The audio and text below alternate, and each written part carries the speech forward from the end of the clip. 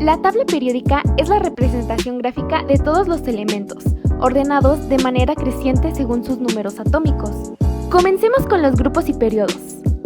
Los periodos son las filas horizontales. La fila número 1, que comprende desde aquí hasta aquí, sin importar que existan espacios entre cada elemento representando el periodo 1. El periodo 2, periodo 3, periodo 4 y periodo 5. El periodo 6 tiene una peculiaridad, que no solo los elementos de la fila 6 pertenecen a sino que también los elementos de la parte inferior. Sucede lo mismo con el periodo 7.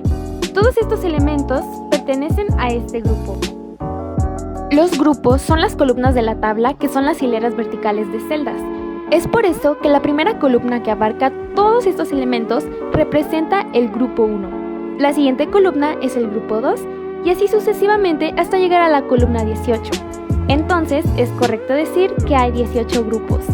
Cabe mencionar que todos los elementos que se encuentran en un grupo tienen propiedades químicas muy similares. Empezamos con las clasificaciones. Los primeros son los metales alcalinos. En total son 6. Inician en el litio y terminan en el francio. Estos son metales brillantes, blandos y altamente reactivos. Seguimos con los alcalino-térreos.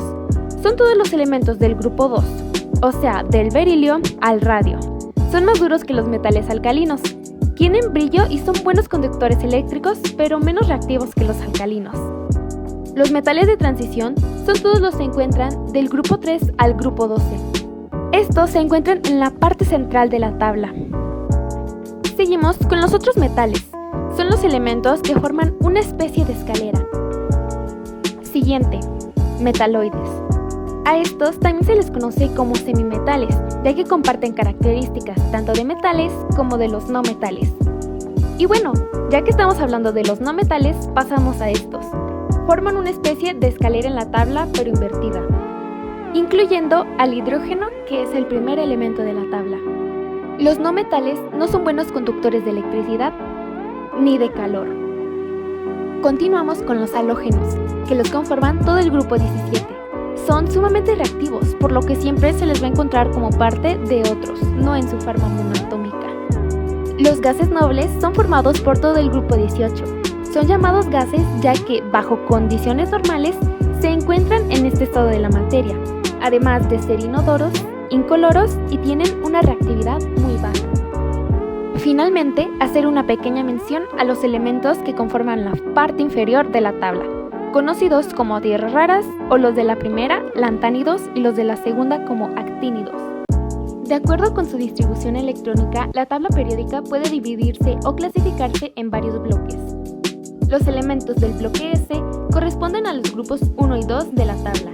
Se denomina bloque S porque la configuración electrónica de estos elementos finaliza en un orbital S, y es en este orbital donde se encuentran sus electrones de valencia. Los elementos del bloque P corresponden a los grupos 13, 14, 15, 16, 17 y 18.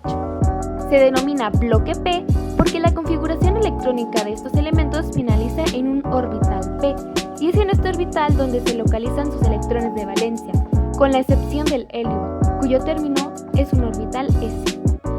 Los elementos químicos del bloque D los conforman los grupos 3, 4, 5, 6, 7, 8, 9, 10, 11 y 12.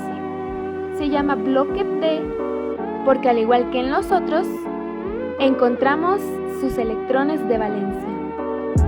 Y los elementos químicos del bloque F los conforman los elementos de transición interna. Se llama bloque F porque la configuración electrónica de estos elementos